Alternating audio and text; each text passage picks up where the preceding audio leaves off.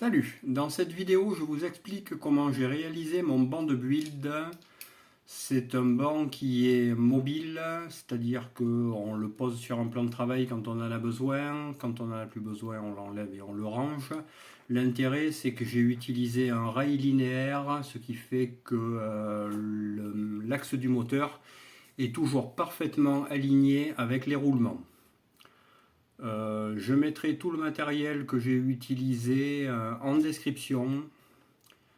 Et si vous avez des questions, n'hésitez pas à les poser en commentaire ou pour ceux qui sont sur Facebook, posez-les sur Facebook.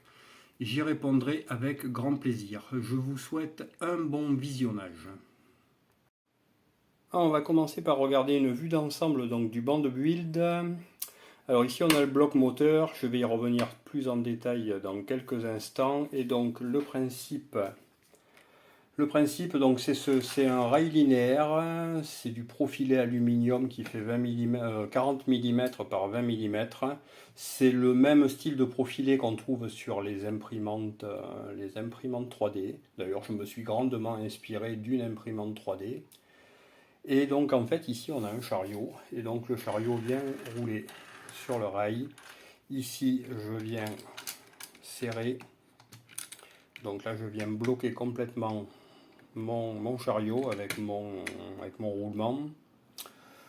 Ça c'est moi qui l'ai fait, je l'ai modélisé moi-même en 3D, pile poil aux tailles que je voulais, et après pareil on vient ajuster, on vient régler la tension, on vient ajuster la tension ici. L'intérêt c'est que l'axe du moteur sera toujours parfaitement aligné avec les roulements ici. Voilà. Si on prend bien soin, et c'est le but du jeu, de parfaitement aligner son rail, l'axe du rail dans l'axe du moteur, ce sera toujours parfaitement aligné. Et l'intérêt, donc moi voilà, j'ai une longueur d'à peu près 80. Mon rail fait 1 mètre avec le chariot quand je le déplie à fond. Voilà. J'ai une longueur utile de 90 cm. L'intérêt c'est que le rail linéaire, vous allez pouvoir acheter la longueur que vous allez vouloir. Si vous voulez faire 2 mètres, vous pouvez faire 2 mètres. Si vous voulez 3 mètres, vous pouvez 3 mètres. Vous commandez la longueur de rail que vous voulez sur le site.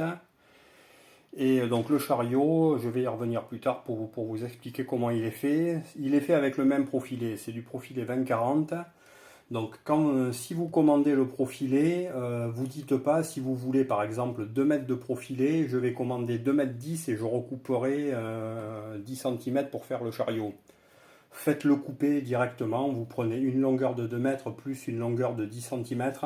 Parce que franchement, le profilé alu à couper à la scie à métaux, c'est chiant. Voilà. Enfin, couper non, mais couper d'équerre, c'est chiant, quoi. À moins que vous soyez vraiment un pro du bricolage, ou que vous ayez soit une meuleuse pour le couper, ou une scie à tronçonner, mais couper à la scie à métaux, c'est hyper chiant à faire pour le couper d'équerre. Donc tant qu'à faire, commandez la longueur de rail que vous voulez pour faire votre banc, plus une longueur de 10 cm pour faire le chariot. Et donc c'est fixé moi sur une planche, alors c'est une planche de récup. Et l'intérêt donc c'est que la planche je la mets sur mon plan de travail, je vais essayer de prendre un peu de recul, c'est pas évident. La planche je la mets sur mon plan de travail, je build et quand j'ai fini je la ramasse. Je la range et voilà, donc ça se pose sur une table, sur un plan de travail. Après le banc on le fait en fonction de ses besoins et de la place qu'on a aussi pour le poser sur un plan de travail ou sur une table et pour le stocker après. Alors maintenant on va regarder le bloc moteur. Je suis désolé, j'ai regardé le premier rush que j'ai fait quand je présente le banc.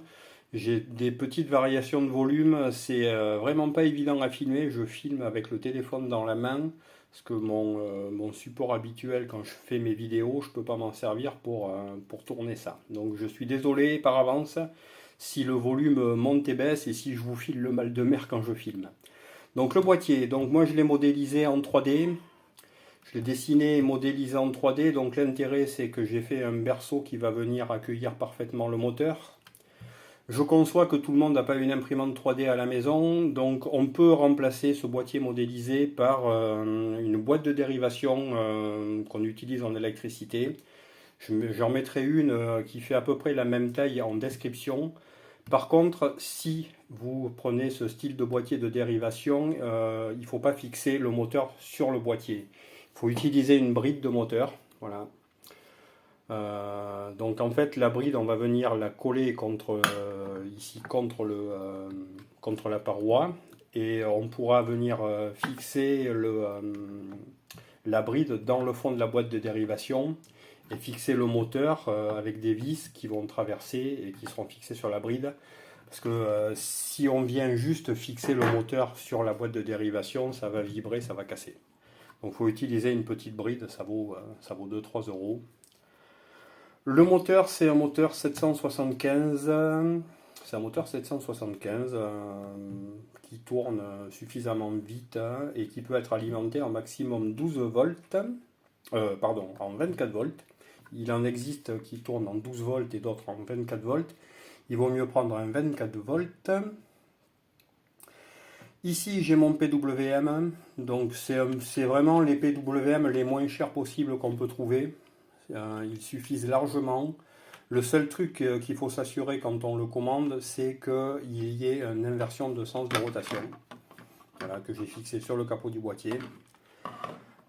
C'est le seul truc qu'il faut vérifier, qu'il y ait un système d'inversion sur le PWM. On peut en faire un, mais c'est chiant à faire. Et franchement, vu la différence de prix entre un PWM avec un inverseur et sans inverseur, il vaut mieux le prendre directement avec un inverseur. Rien que le fait d'acheter l'interrupteur et de faire le câblage, ça va vous coûter plus cher. Après, je vais avoir à l'arrière de mon boîtier, hop là, deux prises.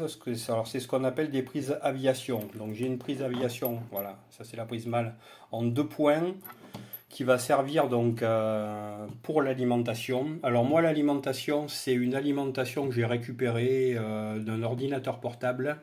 Elle envoie 19 volts et elle va jusqu'à 3 ampères 16 maximum. Il faut savoir que j'ai mesuré le moteur, j'ai mesuré le courant que consomme le moteur. Je l'ai mesuré en faisant un alien. Le moteur consomme, quand il tourne, 400 mA et au démarrage, on a un petit pic. Il monte à 600 mA, une fraction de seconde, comme tout moteur, on a un pic au démarrage, c'est normal. Donc une alim de 3 ampères suffit largement pour les 400 mA que va consommer le moteur. Donc une prise aviation 2 points qui va servir à alimenter donc, le PWM. Et après, j'ai aussi ici une prise aviation, mais ce coup-ci en 3 points. Hop, voilà une prise aviation en 3 points qui sert à déporter alors soit le potentiomètre du PWM, soit comme moi une pédale progressive qui permet de commander la vitesse au pied. Alors ça c'est vachement pratique. J'ai fait une vidéo comment transformer cette pédale qui est une pédale de machine à coudre, comment la transformer en changer le petit potard à l'intérieur, la transformer donc en pédale progressive pour faire varier la vitesse au pied. C'est vachement pratique quand on build parce qu'en fait on a ses deux mains libres, on commande la vitesse au pied. Que dire d'autre au niveau de l'axe du moteur, j'ai pas mis un mandrin, de perceuse. J'ai mis une pince. Alors celle-là, elle est en aluminium anodisé. Si vous voulez investir dans une pince, achetez ce style de pince. Pareil, je mettrai le lien en description. Elle vaut un petit peu cher, elle vaut dans les 25 ou 27 euros, je ne me rappelle plus. Mais l'intérêt, c'est qu'elle tourne parfaitement rond. Parce qu'elle est, elle est en alu, elle est usinée à la CNC et elle tourne parfaitement. Les pinces qui sont faites en impression 3D, même maintenant les pinces rondes, ça ne tourne pas rond. Dès que vous allez faire tourner votre moteur hyper vite, ça va prendre du jeu, ça va casser, c'est pas bon. Vous voulez une bonne pince, investissez une bonne fois pour toutes si vous faites un bande build dans ce style de pince, ça bronche pas. Après, je l'ai fixé comme j'ai pu, hein, voilà, donc c'était un boîtier que j'avais fait, je me suis débrouillé, pardon, c'est assez chiant, Donc moi j'ai utilisé 2 rails deux morceaux de profilé alu que j'ai recoupés, et ça c'est des pieds, c'est des pieds qu'on se sert pour pour fixer des plans de travail. Donc j'ai recoupé à la longueur que je voulais, j'ai fait des encoches pour que l'axe de mon moteur soit à 9,5. Voilà, parce que moi j'aime bien builder à 9,5. Voilà, donc ça c'est pour le bloc moteur. Et maintenant, ben, on va regarder plus en détail le chariot. Le chariot, donc comme je l'ai dit tout à l'heure, c'est le même principe, c'est un profilé 20-40. Alors l'intérêt de ces profilés, c'est que c'est complètement modulaire, on peut attacher ce qu'on veut dessus grâce à des petits écrous que l'on appelle des écrous marteaux. Je vais vous en montrer un, j'en ai plus, donc je vais sortir celui-là, voilà. Hop. Voilà, ce qu'on appelle des écrous marteaux. Ça vient se glisser donc dans le profilé. Hop. Et quand on va venir serrer la vis dessus, alors là c'est la galère à faire avec une main et le téléphone dans l'autre, voilà. On va venir faire remonter l'écrou marteau qui va venir se verrouiller contre le rail et ça bouge plus. Au niveau des filetages, on trouve du M4 et du M5, voire même peut-être du M6. Donc à vous d'adapter en fonction des vis que vous voulez utiliser. Moi c'est du M5, tout mon chariot est réalisé en M5. Donc le principe, j'ai fixé 4 équerres, pareil qu'on trouve sur le même site que le profilé. 4 équerres de chaque côté du chariot, et sur ces 4 équerres je viens fixer des roulettes, et ces roulettes viennent rouler dans la glissière là. Donc elles sont légèrement surélevées avec des petites entretoises.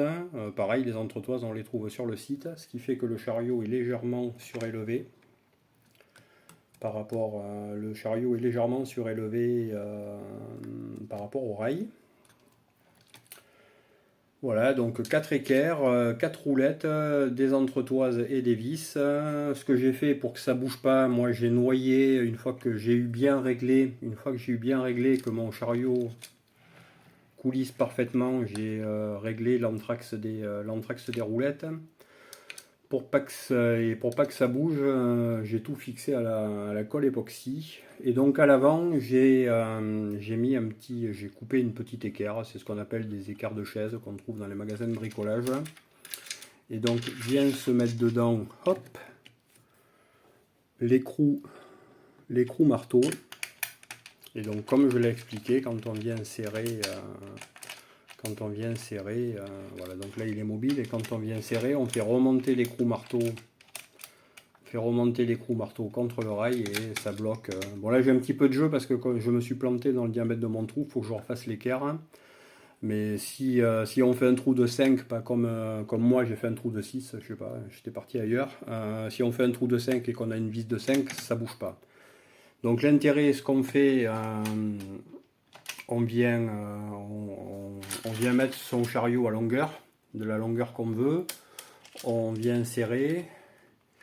Et après, moi je viens tendre. Alors ça c'est voilà, c'est une copie du Xuro que je me suis fait pour moi. Me demandez pas de vous filer les plans ni quoi que ce soit, je le ferai pas. Je l'ai modélisé pour moi. Il faut savoir qu'un Xuro s'adapte aussi. Il y a des trous. J'en ai discuté avec Yannick Magnier, Yann Dragon Coil.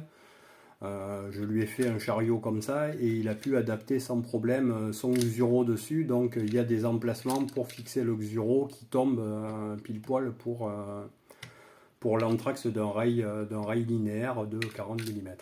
Et donc l'intérêt après c'est que je viens tendre ici, peaufiner la tension de mon fil. Et comme je l'ai dit, si on a bien axé son rail par rapport à l'axe du moteur, on est toujours parfaitement aligné et ça tourne parfaitement, quoi. Voilà, ça tourne parfaitement. Et après, ce qu'il faut faire, donc, la décision de la hauteur de son moteur va dépendre aussi de la hauteur qu'on peut avoir, qu'on peut régler ici. Moi, je sais ouais, là j'ai 95 mm, moi j'aime bien builder à 95 mm, je suis vachement à l'aise à cette hauteur-là. Si vous voulez builder plus haut, eh ben, il suffit de mettre votre bloc moteur plus haut et à la limite mettre des entretoises plus hautes pour monter votre chariot plus haut. Après voilà, c'est chacun va le faire en fonction de ses besoins et comment il va être à l'aise pour builder. Moi je sais que cette hauteur là c'est parfait quoi. Voilà, ben, je pense que j'ai fait le tour. Je pense que j'ai fait le tour de ce que je voulais présenter sur le banc de build. Alors, j'ai pas filmé la réalisation parce que je l'ai pas fait en un coup. Ça s'est fait sur plein de semaines. J'ai arrêté, j'ai repris, mais bon. Après, c'est pas compliqué à faire. Si vous avez des questions, n'hésitez pas à me les poser en commentaire. Pour ceux qui sont sur Facebook, ben, posez-moi aussi les questions sur Facebook. J'y répondrai sans aucun problème. Faut savoir que ça marche hyper bien. Ce que je vais faire là sur le dernier plan vidéo, je vais tendre une longueur de fil et je vais faire tourner le moteur plein pot et vous allez voir que le fil ne vibre quasiment pas. Voilà, donc j'ai tendu un bout de 30 AWG en NI 80 sur la longueur. Voilà, donc j'ai 80. Je vais m'approcher du micro, ça sera mieux. J'ai 88 cm, de fil tendu. Et donc c'est parti, on fait tourner.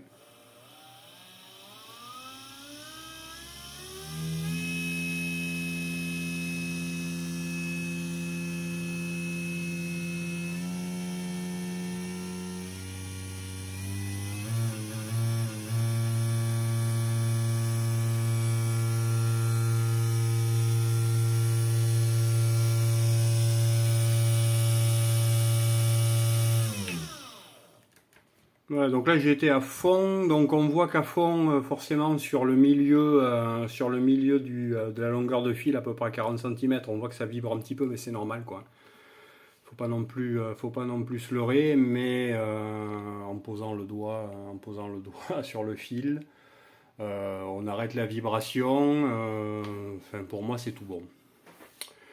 Et ben voilà, j'espère que cette vidéo vous aura intéressé. Donc comme je vous l'ai dit, si vous avez des questions, n'hésitez pas à les poser. Je mets quasiment toutes les pièces utilisées, moteur, PWM, les rails, tout en description. Et je vous dis au revoir.